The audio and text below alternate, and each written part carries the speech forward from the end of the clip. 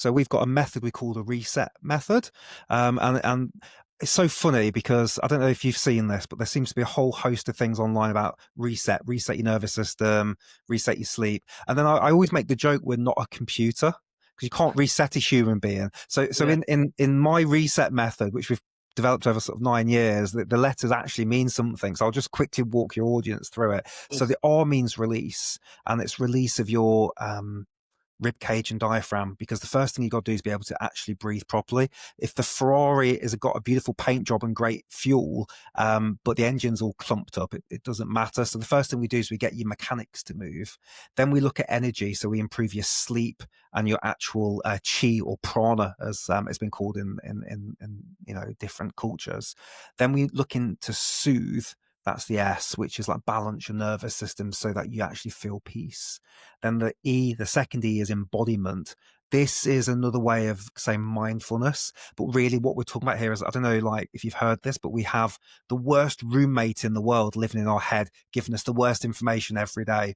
And so, what we teach people to do is actually quiet the chimp mind and get into the body, because the body is the best gift we'll ever be given. And then the final T stands for tolerate. This is about being able to slow down. I'm going to butcher the numbers here, we get 3 billion heartbeats in our life on average as a mammal, and we get 670 million breaths if we live 80 years.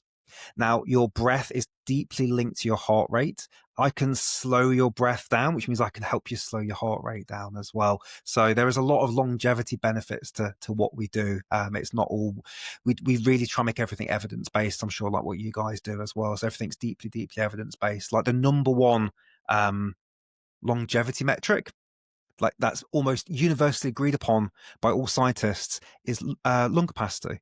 It's not heart rate variability. It's not a whole host of other things. It's lung capacity, and it makes sense when you think about it. Like if you have to go for an operation tomorrow, you bloody need your lungs, you need your diaphragm, you need your rib cage to work properly because your body's under a lot of trauma. Your lymphatic system's deeply connected to how you breathe. If your diaphragm doesn't move properly, you put tons of stress on your heart, and so your lung capacity is so important. So that's our reset method. So they're the kind of 5 pillars that we teach people. And after about 150-ish podcasts, we've really tried to make that as simple as possible. I can't seem to make it any simpler than those 5 pillars, but they Five of seem them. to be the main things.